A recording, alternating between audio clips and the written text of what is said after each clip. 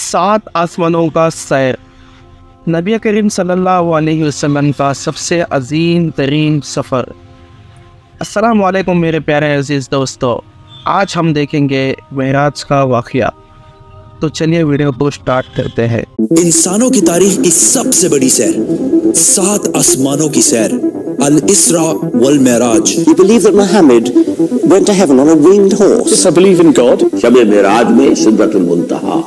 یہ اتنا عظیم سفر مکہ میں رسول اللہ صلی اللہ علیہ وسلم کی زندگی کے سب سے مشکل اور سخت ٹائم میں ہوا۔ پہلے آپ صلی اللہ علیہ وسلم کا بائیکاٹ کیا گیا، پھر آپ صلی اللہ علیہ وسلم کے دل کے سب سے قریب لوگ حضرت ابو طالب اور حضرت خدیجہ رضی اللہ تعالی عنہا کی وفات، پھر طائف میں آپ صلی اللہ علیہ وسلم کو اتنے پتھروں سے مارا گیا کہ جوتے خون سے بھر گئے۔ اینڈ ٹو ٹاپ دیٹ، مکہ میں آپ صلی اللہ علیہ وسلم کی سٹیزن شپ بھی ختم کر دی گئی، اور جب آپ صلی اللہ علیہ وسلم مکہ میں کسی اور کی پناہ میں رہ رہے تھے، اللہ نے اسی سب سے مشکل ٹائم آپ صلی اللہ علیہ وسلم کو انسانوں کی تاریخ کی سب سے بڑی سیر کرائی، 7 آسمانوں کی سیر۔ A journey like none before. یہ 7 آسمانوں کا سفر نبوت کے 11ویں سال میں ہوا، which means almost بالکل middle میں، اور یہ سفر رسول اللہ صلی اللہ علیہ وسلم کی زندگی کا ٹرننگ پوائنٹ تھا۔ 7 آسمانوں کے اس سفر سے پہلے آپ صلی اللہ علیہ وسلم مکہ میں بہت سخت زندگی گزار رہے تھے، لیکن اس سفر کے ڈائریکٹ بعد آپ صلی اللہ علیہ وسلم نے مدینہ ہجرت فرمائی، جہاں ایک نئی ریاست کے لیڈر اور بادشاہ کے طور پر ان کی زندگی بالکل بدل گئی۔ ایک دن مکہ میں آدھی رات کو جبرائیل علیہ السلام آپ صلی اللہ علیہ وسلم کو براق پر مکہ سے جروسلم بیت المقدس کی طرف لے گئے۔ یہ براق نام برق سے نکلا ہے، جس کا مطلب ہے لائٹننگ، اور ہو سکتا ہے اس کا یہ نام اس کی لائٹننگ سپیڈ کی وجہ سے اس کو ملا ہو۔ بیت المقدس میں آپ صلی اللہ علیہ وسلم نے سارے پیغمبروں کی امامت کی، اور وہاں سے جبرائیل علیہ السلام کے ساتھ آپ صلی اللہ علیہ وسلم پہلے آسمان کی طرف روانہ ہوئے۔ پہلے آسمان کا دروازہ ان کے لیے کھولا گیا، اور یہ دروازہ ہمارے دروازوں جیسا نہیں تھا۔ پہلے آسمان میں آپ صلی اللہ علیہ وسلم کی ملاقات آدم علیہ السلام سے ہوئی۔ ان کی رائٹ سائڈ پر جنت کے لوگ اور ان کے لیفٹ سائڈ پر جہنم میں لوگ تھے۔ آدم علیہ السلام یونیورس کے پہلے انسان، اور دنیا کے سارے انسان انہی کی اولاد ہیں، اور آدم علیہ السلام کا ذکر قرآن میں 25 دفعہ ہوا ہے۔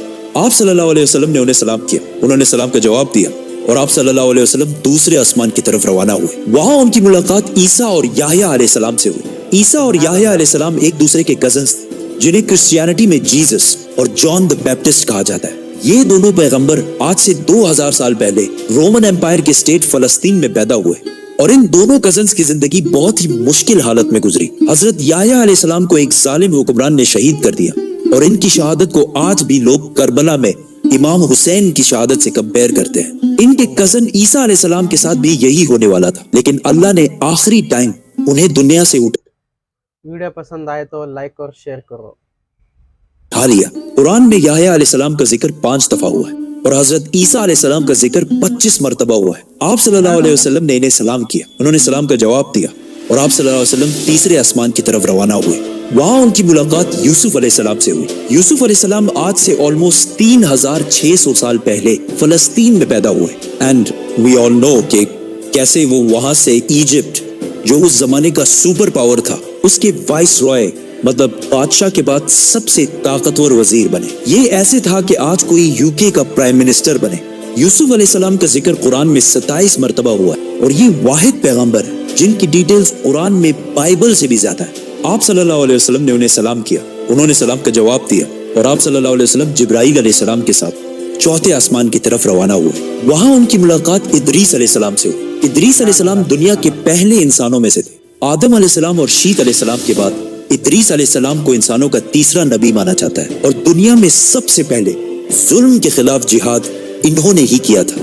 ادریس علیہ السلام کو دنیا کا پہلا سائنٹسٹ بھی سمجھا جاتا ہے، کیونکہ انہوں نے پہلی دفعہ دنیا میں پین قلم یوز کیا تھا، پہلی دفعہ آسمان میں سٹارز اور پلانٹس کی موومنٹ کو آبزرو کر کے انسانوں کی زندگی آسان بنائی تھی۔ ادریس علیہ السلام کا ذکر قرآن میں 2 مرتبہ ہوا ہے۔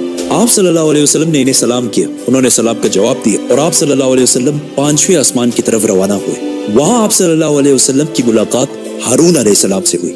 جب موسیٰ علیہ السلام پیغمبر بنے تو انہوں نے اللہ سے دعا کی کہ میرے بھائی ہارون کو بھی میرے اس مشن میں شامل کریں، تو اس طرح ہارون علیہ السلام بھی پیغمبر بنے۔ موسیٰ علیہ السلام نے ہارون علیہ السلام کو صرف اس لیے چوز نہیں کیا کہ وہ ان کے بھائی تھے، بلکہ اس لیے क्योंकि हारून अलैहिस्सलाम बनी इसराइल के सबसे बड़े स्कॉलर्स में से थे। मूसा अलैहिस्सलाम बचपन से फिरौन के घर में पले बड़े थे, जिसकी वजह से उन्हें बनी इसराइल की किताबों और स्क्रिप्चर्स का इतना इल्म नहीं था। तो उन्हें एक ऐसे शख्स की जरूरत थी जिसके पास इन सारी चीजों का इल्म हो, और वो थे हारून अलैहिस्सलाम। और आज तक यहूदियों में सबसे ज्यादा स्कॉलर्स हारून अलैहिस्सलाम की औलाद में से हैं, जिसकी वजह से हारून अलैहिस्सलाम की औलाद को यहूदियों में एक स्पेशल स्टेटस हासिल है, जिस तरह इस्लाम में सैयदों को हासिल है। हारून अलैहिस्सलाम का जिक्र कुरान में 20 मरतबा हुआ है। आप सल्लल्लाहु अलैहि वसल्लम ने इन्हें सलाम किया, उन्होंने सलाम का जवाब दिया और आप सल्लल्लाहु अलैहि वसल्लम छठे आसमान की तरफ रवाना हुए। वहां आप सल्लल्लाहु अलैहि वसल्लम की मुलाकात एक ऐसे पैगंबर से हुई जिनका जिक्र कुरान में सबसे ज्यादा किया गया है,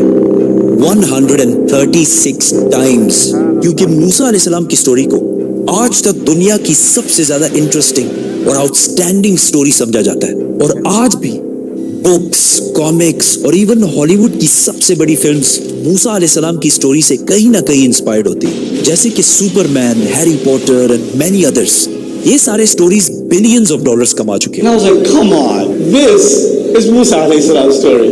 हुआ ऐसे कि जब यूसुफ अलैहिस्सलाम मिस्र के प्राइम मिनिस्टर बने तो उन्होंने अपने 11 भाइयों को भी इजिप्ट में आबाद किया और काफी जनरेशंस तक वो उधर ही रहे और आहिस्ता आहिस्ता वो इजिप्ट के सबसे स्ट्रॉन्ग और रिच कम्युनिटी बने एज यूजुअल। लेकिन ये देखकर मिस्र के लोग इनसे डरने लगे और उन्होंने बनी इसराइल पर जुल्म करना शुरू किया और आखिर सारे यहूदियों को गुलाम बना दिया और बनी इसराइल मिस्र वालों के 400 साल तक गुलाम रहे, जिसमें उन्होंने उन पर बहुत जुल्म किए। आखिर 400 साल बाद मूसा अलैहिस्सलाम के जरिए अल्लाह ने बनी इसराइल को फिरौन की गुलामी से निकाल दिया। वहां से आप सल्लल्लाहु अलैहि वसल्लम 7वें और आखिरी आसमान पहुंचे, जहां उनकी मुलाकात उनकी ग्रेट ग्रेट ग्रेट ग्रैंडफादर से हुई, हजरत इब्राहिम अलैहिस्सलाम।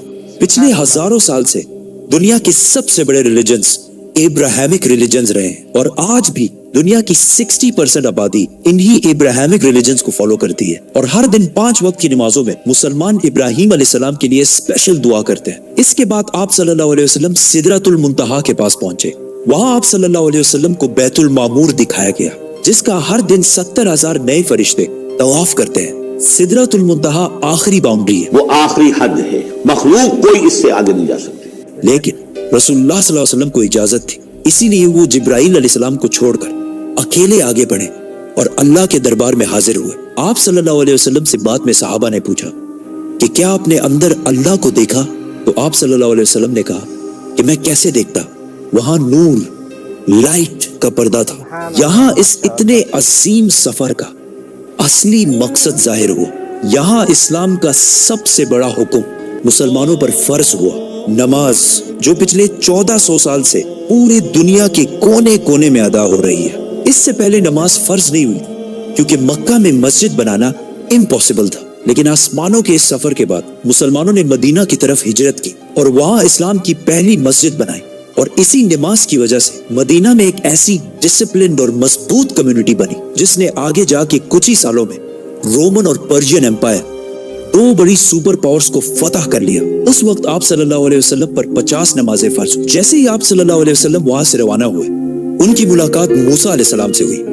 मूसा अलैहिस्सलाम ने उनसे कहा कि आपकी उम्मत 50 नमाजें कभी भी अदा नहीं कर सकती, तो आप अल्लाह के दरबार में वापस जाएं और उनसे इसे कम करने की रिक्वेस्ट कर। सही बुखारी में है कि रसूलुल्लाह सल्लल्लाहु अलैहि वसल्लम वापस गए और अल्लाह से रिक्वेस्ट की, जिस पर अल्लाह ने नमाजें 50 से कम करके 40 कर दी। आप सल्लल्लाहु अलैहि वसल्लम वापस मूसा अलैहिस्सलाम के पास गए तो उन्होंने कहा कि 40 भी इम्पॉसिबल है, वापस जाकर अल्लाह से रिक्वेस्ट करें कि वो 40 से भी कम करें। और इस तरह थोड़ा आना जाना चलता रहा और आखिर नमाजें 5 पर फिक्स हुई। लेकिन मूसा अलैहिस्सलाम ने फिर आप सल्लल्लाहु अलैहि वसल्लम को कहा कि आपकी उम्मत 5 नमाजें भी दिन में अदा नहीं कर सकती। लेकिन आप सल्लल्लाहु अलैहि वसल्लम ने कहा कि इसके बाद अल्लाह से नमाजें और कम करने में मुझे शर्म आती, मैं 5 नमाजों पर राजी हूँ। आप सल्लल्लाहु अलैहि वसल्लम को इस सफर में जन्नत, दोज़ख और गुनहगार लोगों की सजाएं सब दिखाई गई। आखिर आप सल्लल्लाहु अलैहि वसल्लम जेरूसलम वापस बैतुल मुक़द्दस पहुंचे और वहां से वापस मक्का की तरफ रवाना हुए।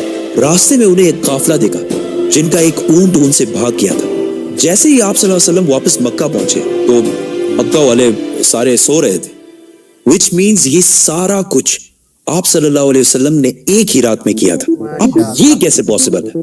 आइंस्टाइन की थ्योरी ऑफ रिलेटिविटी के मुताबिक What is time? Time is not absolute, Time is not absolute. जिसका मतलब है कि अगर एक शख्स तेज मूव हो रहा है और दूसरा अपनी जगह पर खड़ा है तो ये दोनों टाइम को बिल्कुल डिफरेंट महसूस करेंगे। और अगर कोई लाइट के स्पीड के करीब ट्रेवल करे तो उसके लिए टाइम बहुत ही स्लोली पास होगा। एंड एज वी नो, बुराक का नाम ही उसकी लाइटनिंग स्पीड की वजह से रखा गया है। इसीलिए आप सल्लल्लाहु अलैहि वसल्लम के लिए ये रात बहुत लंबी थी और बाकी सारों के लिए ये एक नॉर्मल रात थी। जैसे ही आप सल्लल्लाहु अलैहि वसल्लम मक्का वापस पहुंचे, उनको पता था कि अगर वो ये सारी बातें मक्का वालों को बताएंगे तो मक्का वाले उनका बहुत मजाक उड़ाएंगे।